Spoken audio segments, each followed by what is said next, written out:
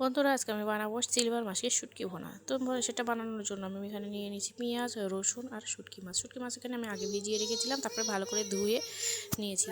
এখানে আমি একটা পাতিলে পেঁয়াজ দিয়ে দিলাম, তেল দিয়ে দিলাম, তারপরে দিয়ে দিলাম রসুন, থেতো করে রসুন দিয়েছি। তো দিয়ে আমি ভালোভাবে নেড়েচেড়ে নিব। নেড়েচেড়ে নিয়ে আমি ওর মধ্যে অল্প একটু লবণ দিয়ে দিব, যাতে পেঁয়াজগুলো তাড়াতাড়ি সিদ্ধ হয়ে যায়, গলে যায় সেজন্য। তো এভাবে ভালো করে নেড়ে চেড়ে আমি এখানে দিয়ে দেবো স্বাদ মতো লবণ, দিয়ে দেবো মরিচের গুঁড়া, যে যেরকম ঝাল পছন্দ করে সেরকম, আর দিয়ে দেবো হলুদ গুঁড়া। দিয়ে ভালো করে আবার নেড়ে চেড়ে আমি এটা একটু পানি দিয়ে নিলাম, যাতে মশলাগুলো পুড়ে না যায়। তো তারপরে এর মধ্যে দিয়ে দিলাম আদা রসুন বাটা, জিরা বাটা, দিয়ে আর একটু ভালো করে নেড়ে চেড়ে নিলাম।